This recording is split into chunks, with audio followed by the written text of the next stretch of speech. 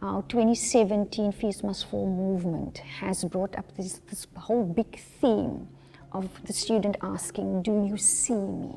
Do you understand my voice? Often students come with this idea that what the lecturer says is the truth. In thermodynamics there's a law and that's it. And then they get given some problems to solve, and if they get the right answer, they've got it right and they move on.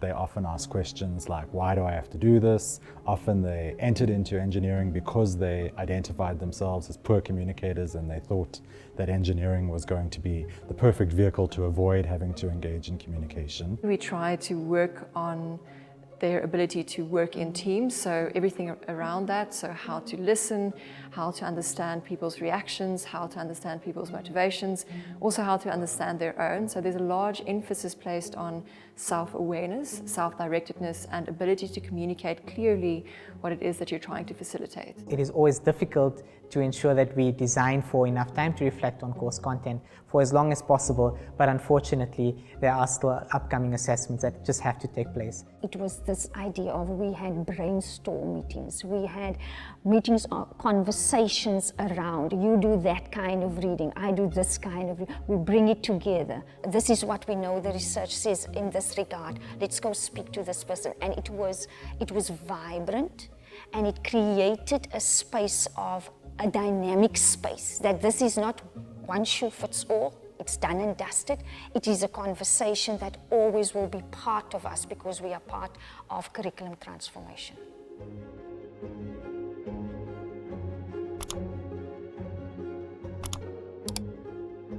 Students enter our engineering programs from many different walks of life. Their style of learning is different. Their interests and motivations are different. Modern society and the workplace is a complex interdisciplinary environment where we have strong integration between cyber networks and human life. The curriculum should create a connected experience for the student to support their holistic development of an engineering identity. We want to actually challenge students in thinking about what engineering is. And we want to come up against this notion that engineering science is really what it's all about, and this is the only sort of legitimate way of doing engineering, and then here are a couple of add-ons, they like to call it soft skills, that you don't really have to worry about too much, but you kind of just have to do it or whatever. We purposely challenge the students to think about their role as engineers in South Africa and challenge them with how the social and how the political or the economic or the environmental are actually critical questions and critical issues they have to grapple with. We know that we impacted students and we changed the way that they saw engineering, so that was really successful. Specifically JCP, because of the social impact component and because of taking the student out of their environment, placing them into a context that they might not know or understand, that brings up a lot of strange responses from them on a human level. I think the very first time I went into a space like that, I was confronted in a real way with my own engineering mind or engineering training in a way. I was standing there listening to a community member speaking, and all I could think about is, okay, what is the problem? We're wasting time, we can already get to the solution. And I had to catch myself thinking that and switch into a different style of thinking to say, wow, okay, I need to connect with this person and try to listen and hear where they are coming from, what is going on there.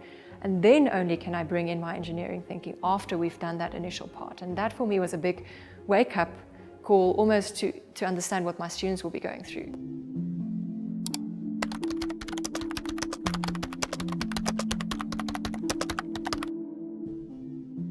The university is quite an insular space, so you follow all your modules and you do all your tests and you get all your marks. That doesn't necessarily prepare you for the workplace.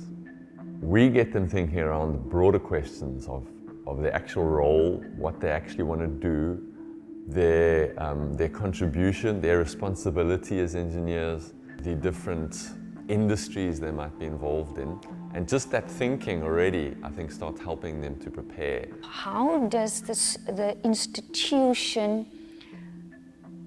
understand this African proverb, it takes a village to raise a child? And how do we create a navigation system which we can put into a student life cycle in the way whatever and wherever the student finds himself or herself on the journey, they have the necessary resources to connect.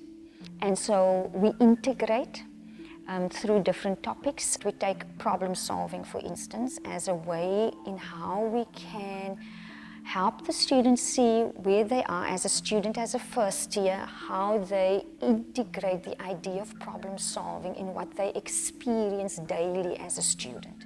And that can be in the classroom and that can be out of the classroom. And so we connect it with content like what they need as graduate attributes from an engineering, but also what do you need now?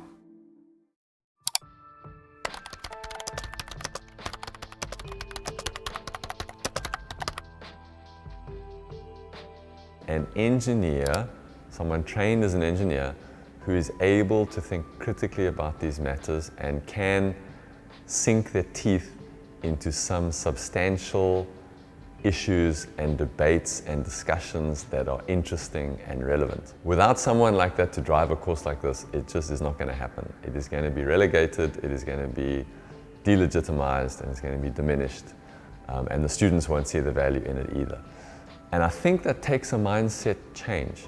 Creativity and innovation isn't developed within an engineering program as much as it should be, or as much as we think it is. And often many of the practices that we as engineering lecturers engage in are sort of run counter to the development of creativity and innovation. The students' design solutions are not always as creative or innovative as you might want them to be.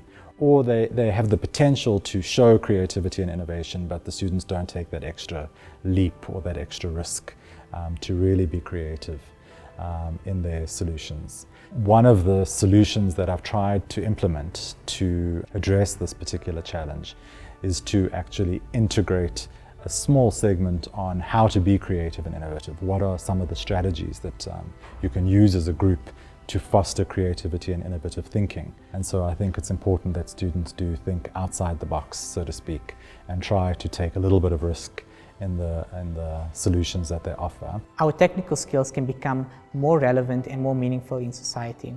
One of the best ways of doing this is through the use of business design and creating entrepreneurial activities that can sustain our South African economy.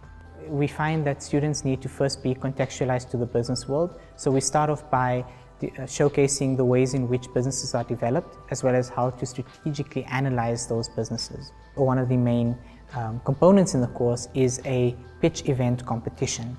Initially, this used to take place in person, where students have to invent very innovative business ideas that make use of Industry 4.0 technologies. So the nature of these ideas have to be multidisciplinary. It has to speak to a very specific problem or identify novel value or an opportunity that can be catered for. These ideas are then further developed in a group format to develop a minimal viable product and a sound business plan, as though it could be sent through to an investor.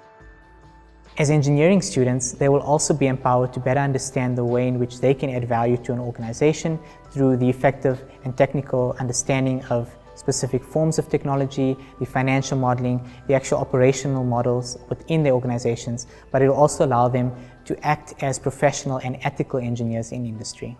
We did integrate this model of preparing the student towards moving into social environments or community environments. So the lectures that we did with the leadership coaches, the basics in neuroscience, the motivational strategies from different personality perspectives, and bringing in industry so they can see the relevance to their professional development, I think that has received a lot of positive feedback.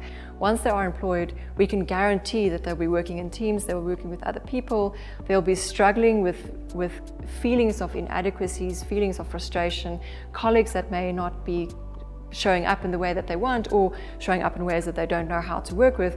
These are guaranteed things they'll experience as professionals, and we're hoping to start to give them tools to be able to regulate and manage those kind of environments that they'll definitely encounter. It can't be, as so many of these courses are, piecemeal, add-on, uninteresting to the staff and the students. It has to be vibrant, has to be passionate, has to be relevant, And it has to be connected, you know, not only internally in terms of how the knowledge within the course connects, you know, to each other, but it has to connect to the broader curriculum, to broader society. And build on that.